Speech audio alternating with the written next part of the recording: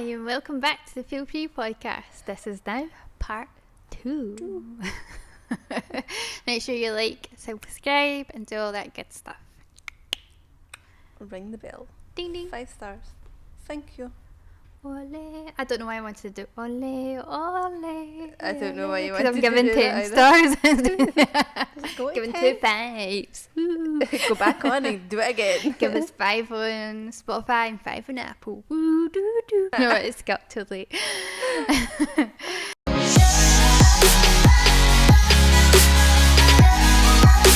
Another thing, like, goodness. we spoke about, and I'd love to talk on, and I would. There's somebody, I'm not going to say on here, but there's somebody who we spoke about who we would love to get on about meditation. Stay tuned. But yeah, meditation has been like a big change in us this year.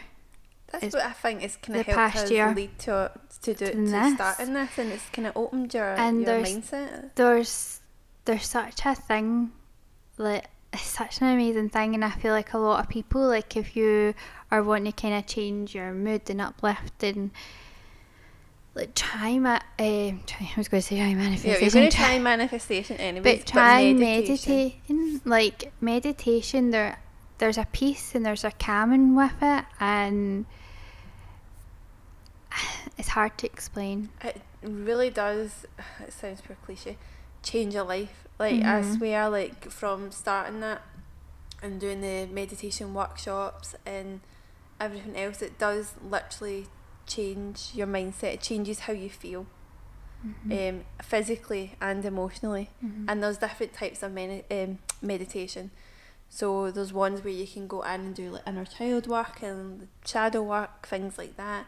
You can go back and do that. But there's ones that kind of keep you here in the present, keep you grounded, help you put a protective bubble around yourself so that you can start your day. It doesn't even need to take long. You could do 5-10 minutes even before you open your eyes. You could do it in your bed and put this bubble around you, and just good vibes. Nobody's gonna, whatever negative comes, nobody's gonna get into that bubble and like bring you down. And if they do, you just let the feeling come and then let it go. But yeah, meditation definitely does change your mindset. See, a lot of the most successful people that there is, they meditate every day. Yeah. And there is so much to it. They have a morning routine and they meditate, and I think there's so much to these things, but especially meditation, I think, for your mental health. Definitely. And I think if you're going down the route of, the law of attraction, meditation is going to get your mind down that kind of way as well, because it's going to keeps you grounded. And it's the energy, and energy's all around us. And I feel like when you're meditating, you kind of feel it, like you do. And it's not meditating as if you're sitting humming and hawing. And if you struggle, a guided meditation, that's what mostly I have to do. I can't just zone in and zone out. I don't or put it when you're doing something. the guided ones. That I like to have meditation music, but the talking, sometimes I can be ready going because they're talking, it kind of pulls me out of it a bit more. So actually I kind of prefer, but everybody's different. And there is we've literally just at the kind of, I'd say, more beginning part of the meditation journey, because we were only fairly new to proper practicing it in the past year. Really, Reiki was the thing that kind of kick-started it. Like, we'd both kind of tried it, but that was the thing that proper, I feel like I had tried it so many times and was never actually get into a meditative state, like sitting down, trying, until I'd went and done Reiki. And then it wasn't until after then that I realised that there was certain things that I actually done that took me to a meditative state, like with my drawing. But I had never, anytime I tried to sit down and do it, I was never able to get there until Reiki. Steph flipped a switch in me, and I swear I was seeing colours. It's weird because it is literally, and I was like that, a switch, and you get this feeling. I just remember sitting there with my eyes shut, and I could see all these colours dancing about, and I just remember in my head, I was just like, oh, come back, let me see. Oh. And, I was just like loving it, and I was fascinated, and like different like pictures were coming up, and it was like looking through a bit of one night. Was it a A telescope. It was like kind of looking through one of them, but they kind of danced and moved about, and like the colours coming in. But it it's feels what like I would that. imagine somebody like. But see, when you come out it, you do feel your different. shoulders are just. My shoulders just feel so much more like calmer. Mm-hmm. One of the things I think, like, so a lot of people do meditation in the morning, and everybody's different. I feel like with any of this stuff, like, there's not one rule and this is how you do it and blah blah blah. Like, do it when it suits you. There's so many different. Everybody's different. We're all different lifestyles, beings, and everything. we're all different people. So just do what resonates the best with you and what works for you. But a lot of people are like, oh, we still do it in the morning. But one of the best things to do if you want to wake up, and this, I'm pretty I can't remember who it was. It might have been. I can't remember who it was that I'd watched an interview with. I feel like it was the woman that did The Secret, but it might have been somebody else. I can't remember who it was. It was one of the American ones that I follow anyway, and they had said, like, if you want to wake up with a good to have a good morning, a good kickstart to your morning, it all starts with your nighttime. Your nighttime routine is the most important and sacred thing, because that's what puts you to sleep, and how you sleep then is how you're going to wake up in the morning. So if you went to sleep in a bad mood or you're not really feeling great, you can wake up feeling quite grubby. Whereas if you've done like a really good, nice, calming nighttime routine, you're going to wake up feeling initially more like that. And that sets you out to kickstart your morning. Obviously, there's things that can roll off of there that can take you in a different way, but then you can do whatever you want to do in the morning to kind of continue that. But that's how you kickstart it. Well, saying that, so I had actually read something, and it was about soldiers that go to war, and if they are on the battlefield, you could imagine it would be pretty hard to fall asleep. And obviously they'll keep watch on stuff like that if they're there. And one thing that they actually do is put themselves into a meditative state, so they can go to sleep when they're still at war on the field. Obviously it's night time, so it kind of calms down. So what they do is visualise, like we used to do. It would start at the top of your head, so you visualise and you just ease all the feelings in your head, and you work yourself down to your body, and they would go to sleep. Like they would walk around their body and start relaxing. So like you would do in meditations, you would start kind of relaxing each area and working your way down until you're relaxed. That they get trained into using that technique to help them fall asleep on the battlefield. So after I read that, I had tried this. So honestly, I had tried it for maybe about 2 weeks, and it was helping me sleep. Like I was literally, I think I'm still watching something, and normally I can't really go to sleep that way unless I'm really tired. So he was still watching something, I was just lying there and I got myself all relaxed, and I was like, right, start with the head, just relax all the muscles, working myself down. And I think a few times I must have got maybe near enough, I'd say maybe heart area, and I'd fall asleep. I don't think I ever got further than that, and I would go to sleep. And normally I can have trouble sleeping, so I was like, do you know what, I've read this, I've done meditation before, but I've never actually tried it to go to sleep. And I tried it, and it actually really helped relax. And I don't know if it's because you're focusing, I don't know, but it worked. The first time I had tried meditation, it was at night time, and it was I was suffering really badly from insomnia, and I'd put on, it was a meditation for insomnia, and they talked you through, and literally were talking about like relaxing every part of your body, and you were feeling like a dead weight, and I just remember going out like that, and that was the thing that had helped me. It's weird because if you do have trouble sleeping, you kind of lie there and you toss and turn, and all these thoughts run through your head. But it helps that get quiet. That's what it is. And it helps you relax every part of your body, because sometimes, don't know if you're like that, but my body can be like jumpy. Yeah. And I'm like trying to sleep, and I'm Mine's like... is tense. I always feel up here is the worst, and it always feels tense, and then just doing that I feel myself just...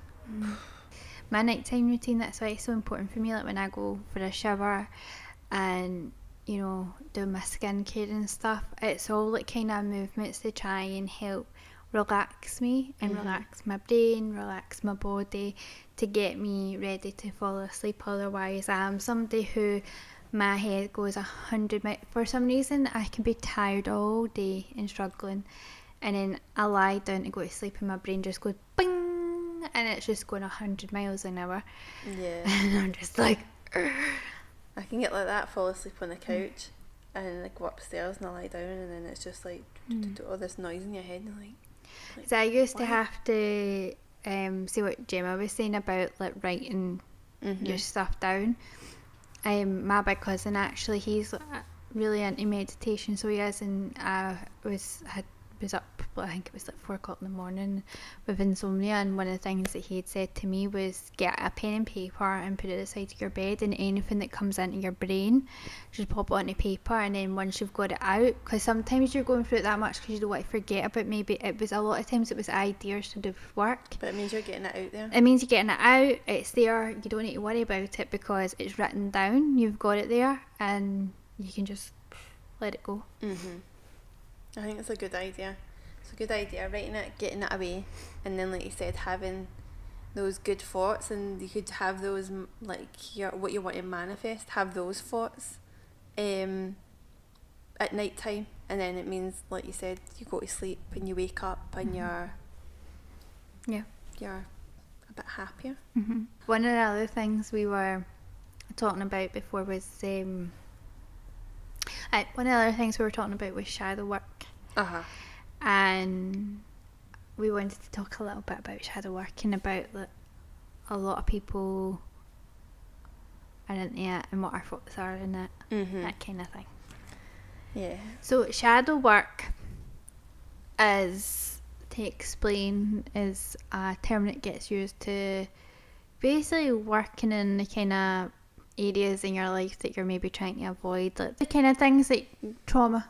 It's like it can be like trauma, your unconscious mind, like so it's this it's like your voice kind of got. trauma that you it's like your brain's like compartments, and there's stuff that happens to you and you just store it away in this kind of locked cabinet that you don't kind of go back to, but the stuff that's in it can have an effect in certain things that you do in your day-to-day life, or can be reasons for certain things happening or always coming up in your life, because sometimes we've not there's certain things that's maybe in that cabinet that we've not dealt with, and we have to kind of deal with it, so then we can file them away for good, kind of is the way I kind of see it. Well, it's never going to go away, but if you address it, then but it's going to stop it kind of coming up in your present as much, like affecting your present. That's the way I kind of so anyway, shadow work, I think, is, my thoughts on it is, I think it is really good for people to do. I think especially if something's coming up in your life and you're not too sure, like maybe why you're getting affected with certain things, or why you're feeling a certain way, or maybe when it comes to relationships, if there's a certain pattern that's always happening, you know, where's it coming from? And sometimes, you know, if you look back in your stem, you can find the kind of root of where it is. And I'm always a big believer in, if we just fix the weeds at the top, we're never getting the root of the problem. Whereas if you actually go and you go deep down into the kind of painful area of where the root is and heal it, and then although you've still got a kind of wound, I guess, or a bit where the weed's been pulled out, it's not growing up into your world. Yeah. As much, it's not having that same kind of effect. And so it's that kind of thing. And I've done it, and I've found it quite helpful. I've done it before with Tony Robbins was probably one, not with him personally, but when I got into when I've been told about Tony Robbins and I'd watched like his stuff. That's twice. He's been name dropped today. Just saying. I hadn't spoke about him in a good while. I don't know. Twice in one day. It's probably making up because we've had guests on. That's what it is. It's been a number of episodes. I don't even know if I didn't mention them in this series. I think you have. Well, I have now. I'm going to go back and count. Just at the mic. No, but when I first came on to like life coaches, and then I'd been introduced to, you know, Tony Robbins and the video that he had up, and I watched that. Really kind of resonated with me, some of this stuff, and it made me kind of go back and think about things in my past. And somebody else in my life was actually going and seeing a life coach at that point, and stuff that was in her life was kind of similar to stuff that happened to me. And some of the stuff that her life coach was like telling her, she was like telling me, and so I was getting a lot of help from it, and I was able to apply some of that, and I was able to heal a lot of things. And then I had a little bit of that still to kind of heal this past year, and then that's when I went and done like a kind of more shadow work thing with somebody. That was the first time I'd actually done it with like somebody like kind of guiding me with it. But yeah, there's definitely things that you can, I feel like people can do it themselves as well, but sometimes I think it's better having somebody guiding, because they might be able to, like if you're going and seeing a therapist, for example, they might be able to, you could be talking about thinking this is a problem, they're like, they know, they can see that something but else is, and they can guide you to it. Getting involved in that, because then it's blocking you from getting to where maybe you need to go. So you're blocking yourself from where you actually need to go. So if you do have a therapist or someone there to guide you, then you could just like get deeper into what the actual issue is, because the issue you think it is, it could possibly be something totally different, and it's not with somebody else, it's something with you. Yeah, but I feel like doing stuff like that is really good. I just don't, we've spoke about it, how we just don't, I think you need to live in it. No, but I think like if you want to improve maybe something, or you know there's something from your past that's maybe stopping you or not allowing you to move forward, then maybe it is something that you need to do. You need to go back and look at that, or look at something that's happening in the moment that you keep repeating the same behaviour.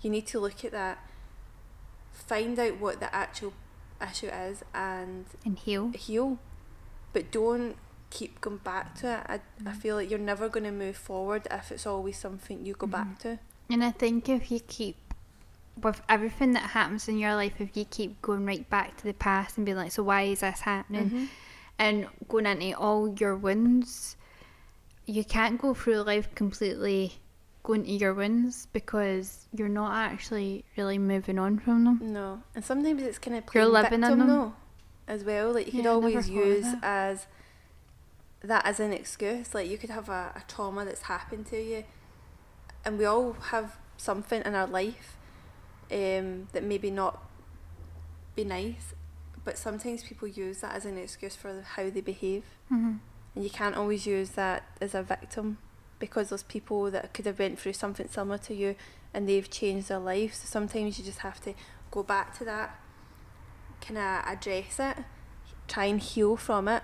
Sometimes you can't completely heal for something. And sometimes you can heal and then something else can trigger it back up. You're like, okay, I need to go in a wee bit and do a wee bit of healing again. That's fine, but I don't feel like you have to be constantly bringing it with living in dark. Like if you're living in darkness, that can't be good for your mental health, I don't feel. No, and if you can get into that, like by all means do the shadow work, go and see a therapist. That's what they're there for, to help you. But they're there to also help you for the good.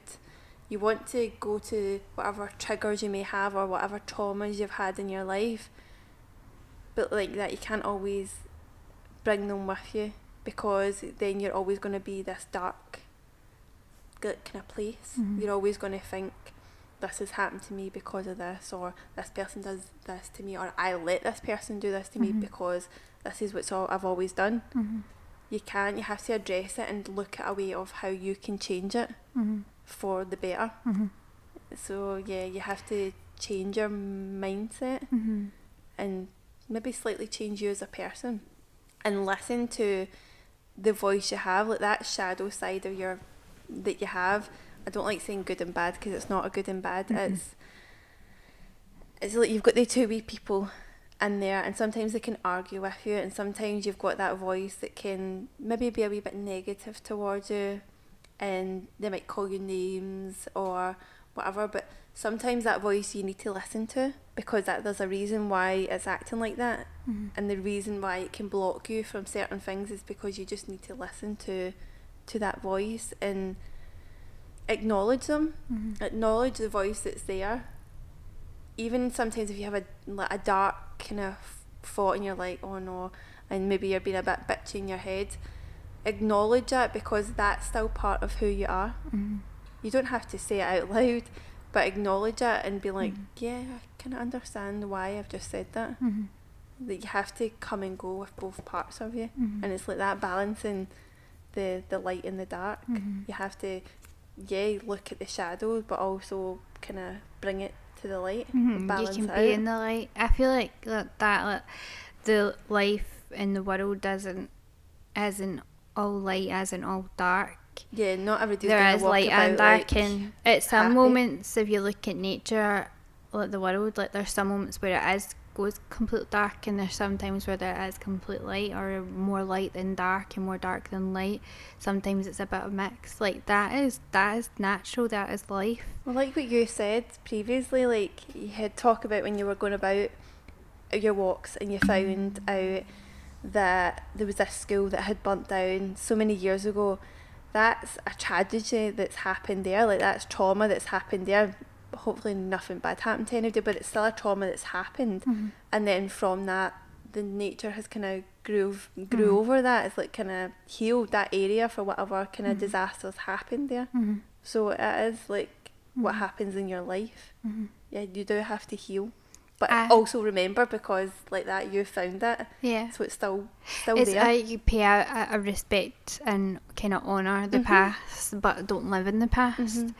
I think I massively think that therapy is like such a good thing for people, and I feel like understand yourself more is such a great thing, to know why you do the things that you do.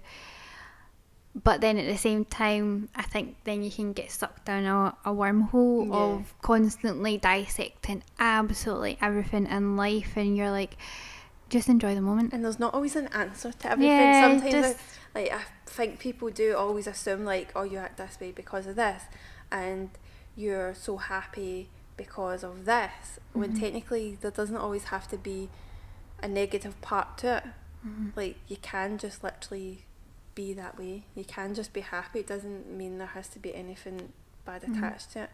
And you're not always going to be positive. Like everybody feels and has thoughts and emotions for a reason. Like mm-hmm. they're valid, and you can't control that. Like you can't control if you're having an off day.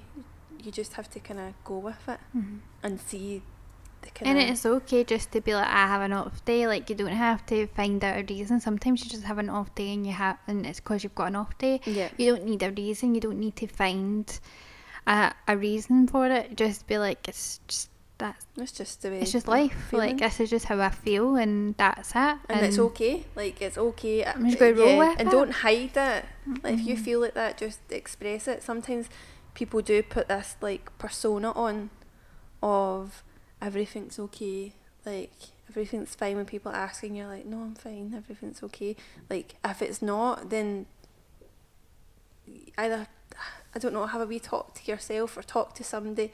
Like just get it out. If you need to cry, if you want to be angry, just mm-hmm. let it out. Mm-hmm.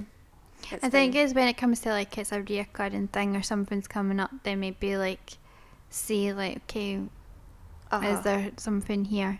And because I feel like when you go in to do like your kind of inner child work and stuff, it's you're wanting to kind of heal the past and give love back to mm-hmm. the past and to your younger self, and the moments and be okay and accept things. And I think like one of the things that I loved about, I'm going to mention him again, Tony Robbins. So 4 times today. So one of the things I remember in the Netflix program that he's got, and it's I'm Not Your Guru, and he talks about his experience, one of the things that happened to him from when he was younger, and if those things never happened to him, he wouldn't be the person who he is. And it's one of the things that made me look back at some of the things that, you know, happened to me. Like, for instance, like my mum and dad not being together. If my mum and dad hadn't split up, I wouldn't be the independent person I am today.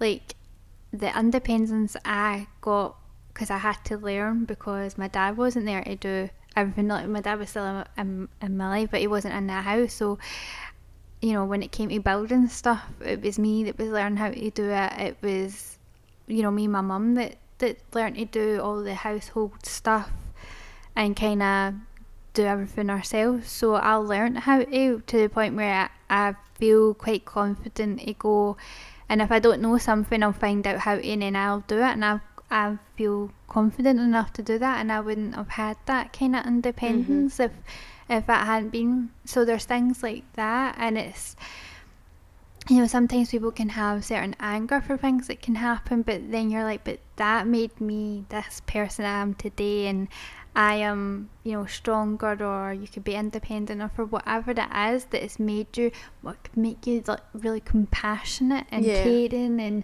understanding. There's so many things that, if you look at bad things that happen in your life, like, it's made you who you are. So if those things that didn't happen to you, you wouldn't be the same person that you are. So there's then having gratitude for, like, seeing the hurt that, you know, things that have happened to you, but then also then being like, thank you, because I am me today, because that's part of the reason, and that's been part of my journey, my story. No, I totally agree with that. Like, that is me.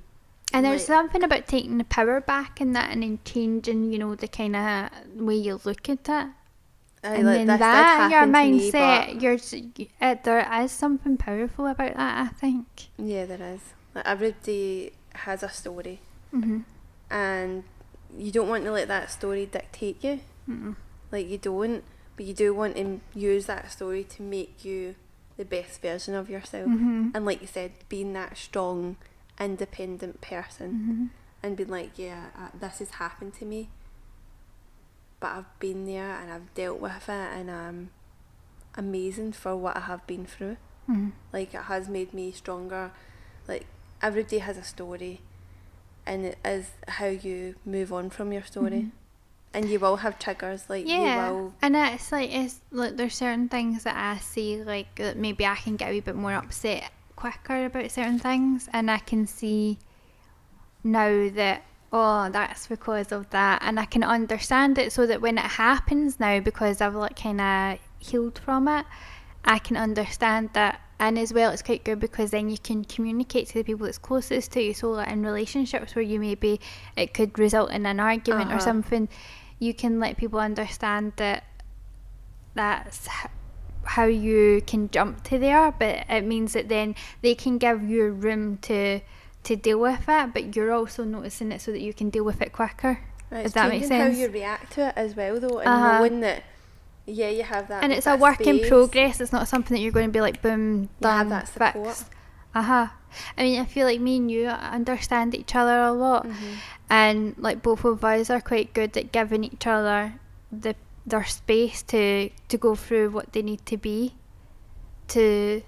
and like kind of it's holding each other's space. It really is. And you know, there's no judgment there. No, either. And there's just this like kind of openness and communication and acceptance.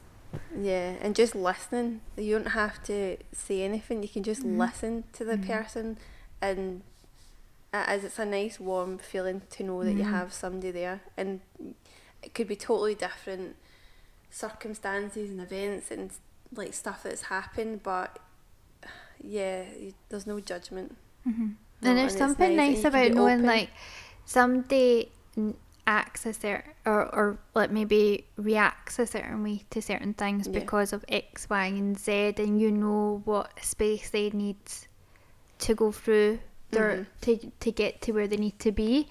And there's a beautiful thing with people that are close to you knowing that about you, and there's a comfort it's such a nice feeling. It's something that it wasn't until this past year that I'd never really felt that kind of secure space, and it did come from our friendship. See, that's nice. I know what you mean, like you can have friends, but it's having that friend that you know that's always there. And I think because of the journey that we've went on together, and we've learned so much, and I feel like it's nice. It is nice.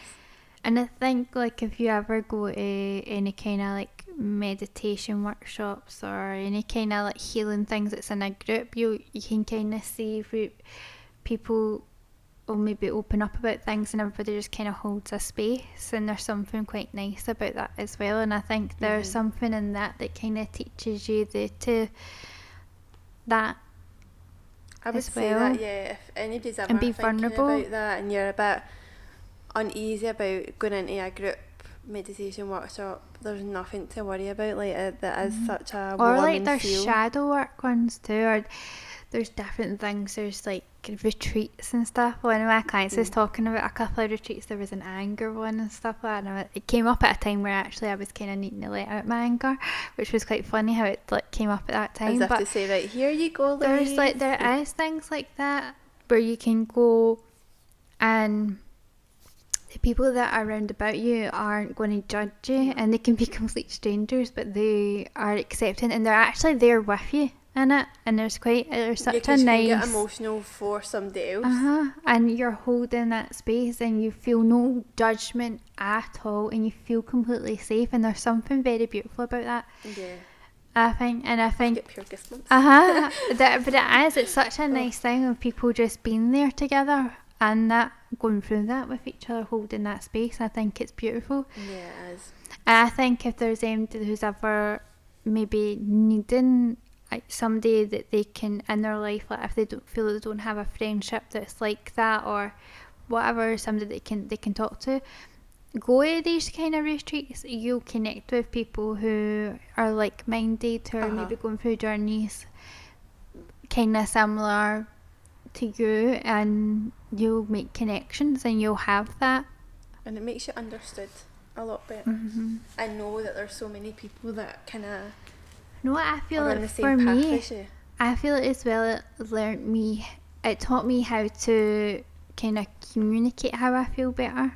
Yeah, you know, sometimes like if something upset you or whatever, and how you would just then react to it, and it just be a natural reaction. Whereas now I kind of sit in the thinking, and I can be like, right, okay, I'm reacting like that, and that's because of this, and that's not really because of that. And then it means like if you communicate it to somebody, it's not going, I feel like this and blah blah blah. You can actually be like, I feel like that's because of this, and I know it's not blah blah blah, but you can then completely explain it so much better, communicate it so that somebody else can see maybe why you've reacted or been quiet or whatever it may be, but they can see that and they can understand that kind of that vulnerability that's there in you, and understand it without it coming to this big explosion. Yeah. Yeah. Yeah. We have gabbed for a long time. I feel like this is a topic that could keep coming back round and round, and we're definitely going to get Tracy would be a good one to talk about a lot of these things because she's got so much experience. There's other people that we weren't mentioned just yet because we've not yet asked them. No. Well, we've asked one of them, but that was a while ago. But we're to make a date. So yeah, there's people that have been doing this a lot longer than, because we're very new to it all, like as well. And I feel like everybody could be doing it the same length of time, and everybody's experience and views on it will be different because we are all different, and that's what's beautiful, I think, about it. And I feel like if you're kind of on this journey, like look around at different things people do, different things, and find what resonates with you. There is no right or wrong way, and sometimes I've seen things online like watching YouTube videos and they're like, this is wrong, that's wrong, they're telling that they're not doing that right. I've got no time for that. Like, we're all different human beings. We all have different ways of doing things, different ways of getting there. Things work differently for us, and it's about finding what works for you. And I personally, this is my personal opinion, I feel like there is no kind of right or wrong with things like that. As long as you're feeling the benefits from it and the people around you like aren't being negatively affected, then I don't see what the problem is. No, do what's right for you. Yeah. Don't care what anybody else thinks. No. Because that's one thing for me. It took me a while to get into this. It's something I've always been interested in, and I never did because I never had anybody around me that would do anything like this, meditation or like positive mindset, anything like that. So sometimes you're like, oh, they'll just think I'm weird. So what? And I think it helped with you because we are quite like-minded, and when we got into stuff we were like, oh, and then we're like, let's just go and do this, and we done it, and here we are now. So if you can find that someday, or if you want recommendations for like places, here are people that can help, like we can there's help quite a lot, that. especially if you're from Glasgow. There's a lot of ones. There's ones in or town, even there's ones local like to you, because they are there outside the town. See the little places that we found that hold meditation or yoga and all these different things. I didn't even know they existed. Now I've had clients that came to me about things, I'm like, I didn't know these things happened here, like in like that retreat thing. Like, there is so many amazing things out there. It's just, and there's groups online that you can find as well, support and stuff as well. And I think that's a beautiful thing, just being able to have that kind of support, especially if you've got like if you're going through a down day and you're just you don't want somebody to solve it, to come in and be the hero, but you just want somebody to listen to you and hear you. Having that open space. That's it. Sometimes all you want is somebody to hear it, don't you? Yeah. You just want to not offload so that then they're carrying it, but it's just to be heard and seen. And being like, I hear you and I see what you're saying, and that's it. And you don't need them to turn in and say like, well, do this, and this, and you this. don't need any validation from it. You just need to be heard and to get it out. You just need that. It's so powerful, I think. And even if you don't feel like talking, say writing it, have a journal or write a letter, and if you don't want it to be seen, like burn it. Sometimes that burning ceremony is such a really good, just, it's a really release. good visual thing for letting things go. It is. I love a good burning ceremony. Witchy style. I love all the witchy stuff, I'm not going to lie, I really do. Yeah. You so do you. Yeah. Yeah, you can see us. I've always been drawn to things, and you said that as well. Always. Like all the the wee shops that done all the kind of wee witchy stuff. I've always been drawn to it. Yeah, always. No, definitely been drawn to it. It's like Reiki. I remember when I must have been about 16, and I was at a girls' club, and this woman had done Reiki, and I had no idea what it was, and I was like, yeah, I'll have a session, and I went in, and you're literally lying in this bed, and the music, the smells, like everything is just amazing. And she started doing the Reiki, and I was like, what is happening here?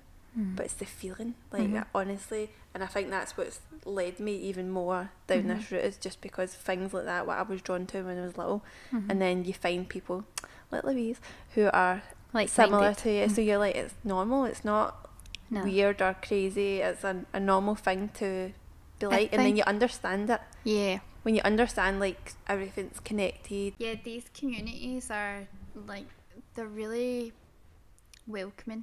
So I feel like they're very welcoming, the ones that I've been into, and they do tend to be open to new people coming, and no judgment there. No. Even if you're very new to it and you've not done anything, no judgment. Because everybody's been new to it. We hadn't done anything, and there was people there. Everybody's been new to it at one point, and that's the thing. Like, nobody was ever like... That's me. I farted. We nearly got through an episode without... Oh, no, it's all fine. It's not a fart. Trumps my again. phone. Boom. And Summer says this wee thing, and it's like, and she farts. She's like, there we go. So she says, I farted, it tickled, my butt cheeks jiggled. Every single time, so any time, it just like, comes into my head. It's so funny. Leave me alone, world. So, yeah, definitely we will be talking about this again and talking about it we'll get other people on with different experiences, and yeah, because I'm always interested in hearing everybody's experience, because everybody's experience is different, and I'm always open to listen to everything. And I just think that I don't really feel like you should really shut anything off in that way. I feel unless it's something that's really negative. Yeah, we're not here for Walk hate out the negativity. No. I'm not into negativity. No, I've got no time for negativity at all. And I was saying this to you earlier, I literally just, like, my motto in life now is, what would Bear do, and just be more like Bear. Because I feel like when I look at him, he let another dog go bark at him, he doesn't even bark back, he just kind of looks up, oh okay, and just kind of goes off in his own daffy world and just doesn't let anything get him down. He doesn't get affected by it, and I'm just like, that is how it be. Just let it bounce off of you, and deflect away and just keep going in your own wee world. He's funny. He is. But see, if you watch something like that, I swear, like they say, but you don't get the dog you want, you get the dog you need. And each of my dogs have taught me something different. I love that. Like my dog Baz that came into when I had him, like I used to be so concerned about what people thought about me. Like I never wanted them to think bad about me. I cared far too much about what other people thought about me, especially about people who didn't even know me. And I just never wanted them to think anything bad of me. And he had a wee barking problem, and I had to go through so much training, and obviously I had to learn to not bother what other people thought, because people would see this big dog barking and think automatically he was this big aggressive thing, and he wasn't. But he taught me how to stop bothering what people thought. And that was like, he was who taught me that. And I did, and now, like, when I look at things like that, I'm like, do they pay my bills? No. Are they close to me? No. Are they my friends or family, my loved ones? No. Do they know me? No. They don't matter. So when I'm walking and anything daft happens now, I don't get embarrassed or think anything that anybody's going to think bad about me, because I don't care about it.